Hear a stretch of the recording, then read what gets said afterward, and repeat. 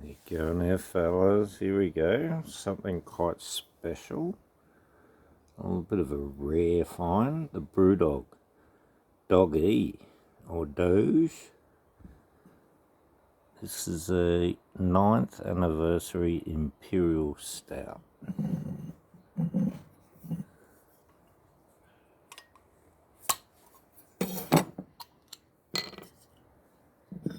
They have one left in the shop. There you go. 16.1%. 16% beer. Cheers, or stout.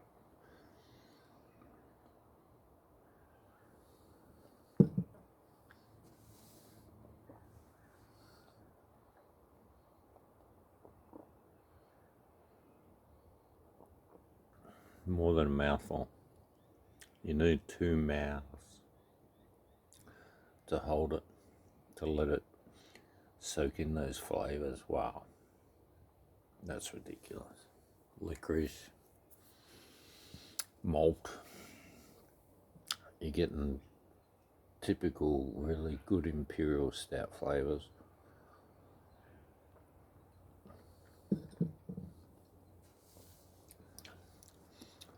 Tobacco, leather. It's rich. Wow, what a drink. So guys, you can imagine it wasn't cheap.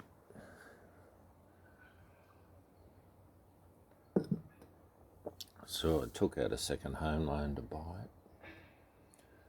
it. Yeah, 30 something bucks for one bottle. You're kidding. What a beauty. Not many people got this. It was rare.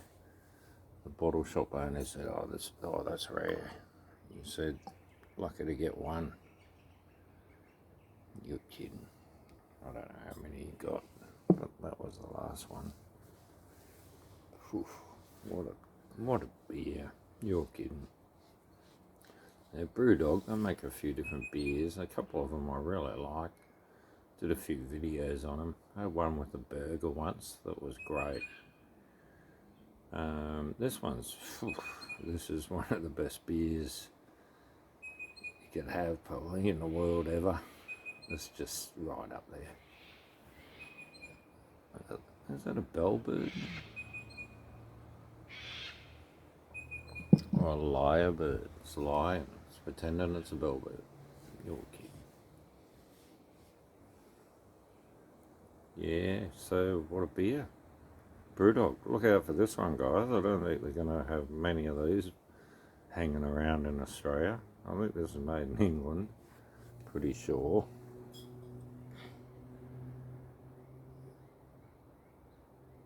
Beaten, is it? Come out. Oh, bit hard to read. You're kidding. Yeah, anyway. Yeah, it's English. For sure. Or British. Let's just say British. They're not giving you much information. Tiny little writing. It's not about the information, it's about the beer. The aromas. Oh.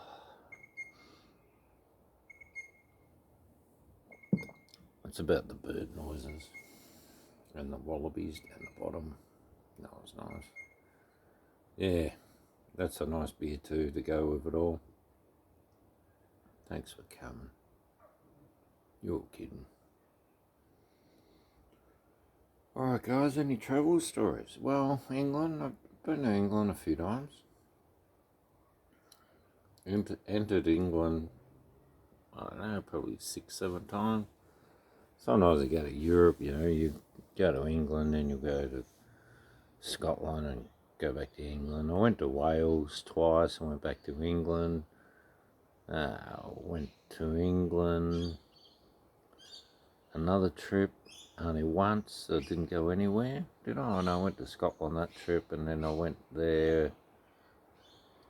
We flew in, and then we went to Europe for like 6 weeks and then flew out of England, so I've entered England a few times. Probably spent about 2 months there. Not bad. Didn't mind it. Scotland, a bit cold and a bit wet. Weather's not the best in England. London, that was pretty miserable weather too. It's some nice sort of weather for a little bit there. Just living out near Reading. Yeah, that was quite nice out there with that weather, but yeah, pretty cold. England, I don't know. Wales, same thing.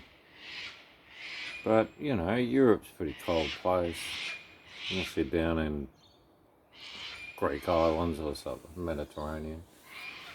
That's nice. But yeah, I've enjoyed the beers and the pubs in England and yeah, different aspects. The music's the beauty. We've got great music. England, Scotland, great bands, great pubs, great beers, great spirits, yeah, great gins, scotches. Yeah, great sort of holiday place. Doing it cheap. When I was there, I didn't stay that long, you know, like I stayed like a month out of a 13.5 month trip in England. I didn't stay there for 6 months like a lot of friends that end up working there. I didn't work there, I just decided nah. But yeah, I spent 2 months in Thailand, that saved me a lot of money. A month in Italy, that was pretty reasonable. Caught the train around, drove my car for about a week and a half, and then got the train for about 3 weeks. That was good. But yeah, Greece was reasonable, I thought. But it doesn't matter where you go in the world, there's always somewhere where you can live a bit cheaper. Yeah. You want to stay on the main beach in Koh Samui, it's going to cost a fair bit more than one of the back quiet beaches. Same in Bangkok, you know, I'd stay just out of Pat Pong area, so you're sort of close to Sukhumvit, you're close to Pat Pong, you're close to all the action, all the embassies were around there if you needed to go there, and it's not a bad part of Bangkok, pretty affluent in some parts around there.